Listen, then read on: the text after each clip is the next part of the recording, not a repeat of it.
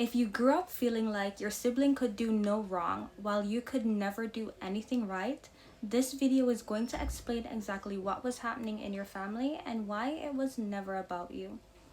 In a narcissistic family, there's almost always a system, a hierarchy, and at the center of that hierarchy is the narcissistic parent, whose primary need is to feel powerful, admired, and in control. To maintain that control, they divide their children, whether intentionally or not. One child becomes the golden child, who is praised, protected, and can do no wrong. The one whose achievements the parent takes the credit for. They're loved, but only as long as they keep performing. And one child becomes the scapegoat. Always wrong, always too much, always the problem. Criticized, dismissed, and made to feel like a burden. And here's what's most important to understand. These roles are not assigned based on anything real about you.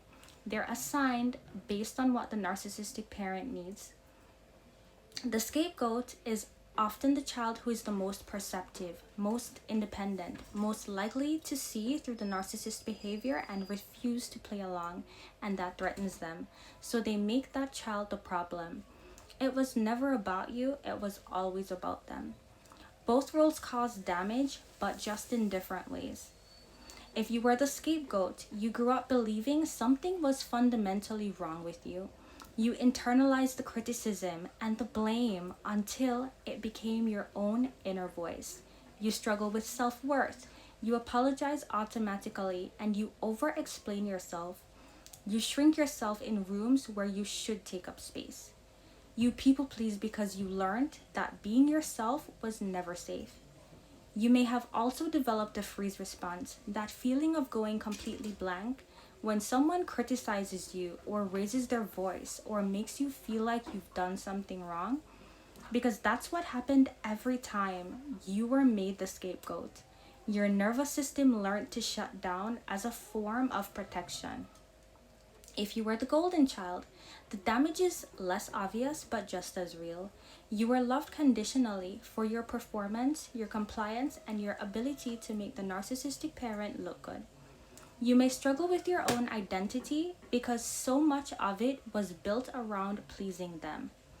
You may feel intense guilt about the way your sibling was treated, and you may have difficulty with authentic relationships because you learned to perform rather than to connect with people. And the sibling relationship itself, the narcissistic parent deliberately creates competition and division between their children. So they triangulate, they share information, they create jealousy, and they compare one child to the other. This is not accidental. Division keeps the children focused on each other instead of on the parent's behavior. It keeps the narcissist in control. Many adult siblings from narcissistic families spend years, sometimes decades, in conflict with each other before they realize they were both victims of the same system.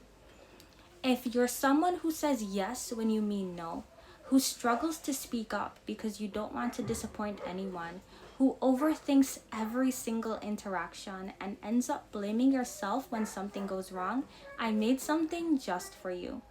It's called the People Pleaser's Emotional Reset Guide, and it walks you through how to slow down, recognize what you're actually feeling, and come back to yourself instead of abandoning yourself the way that you've been taught to. It's completely free and the link is in the description. So, how do you heal from a role that was assigned to you before you were old enough to understand what was happening? The first step is recognizing that the role you played and understanding that you were assigned it. You didn't choose it and you didn't deserve it. Whether you were the scapegoat or the golden child, neither role was love. Both were control. The second step is separating your identity from the role. If you were the scapegoat, you spent years believing that the criticism was true. It wasn't. It was a narrative that was created to serve the needs of your narcissistic parent. The version of you that was always wrong, always too much, always the problem, that was a role. It wasn't true. It wasn't reality. The third step is grieving the sibling relationship that you should have had. Many people from narcissistic families feel a complicated grief around their siblings. They feel anger, guilt, longing, confusion. If your sibling is still in the narcissistic family system, they may not be ready or able to acknowledge what happened, and that is painful. It is allowed to be painful. You can grieve that loss while also protecting yourself. The fourth step is understanding your patterns. The scapegoat role creates very specific patterns in adulthood, like people pleasing, over explaining, freezing in conflict, seeking approval, and attracting relationships that mirror the dynamic you grew up in. Recognizing where the patterns came from is the beginning of changing them. If you've ever been in a conversation where someone says something that hits you and you go completely blank and you can't think, you can't speak, you can't defend yourself, that's called the freeze response, and it's one of the most painful parts of recovering from this kind of upbringing. I created the freeze recovery response kit specifically for that moment. It gives you word for word scripts for when your mind goes blank with your family, your friends, and even at work. So you never have to walk away from a conversation just wishing that you had said something again. The link is in the description. I want to say something directly to the scapegoats watching this. You spent years being told that you were the problem. You carried blame that was never yours. You were made to feel like your presence was a burden and your feelings were an inconvenience. But none of that was true.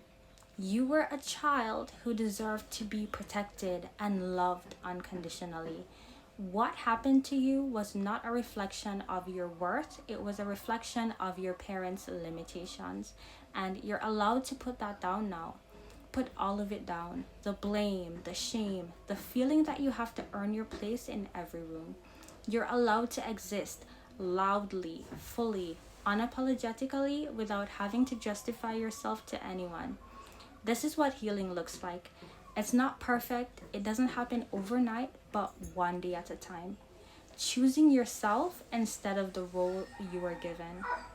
If this video resonated with you, the next one you should watch is about how a narcissistic parent affects your romantic relationships, because the scapegoat and the golden child roles follow you into every relationship that you have.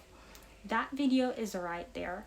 Subscribe for weekly videos on healing from toxic family dynamics and narcissistic relationships.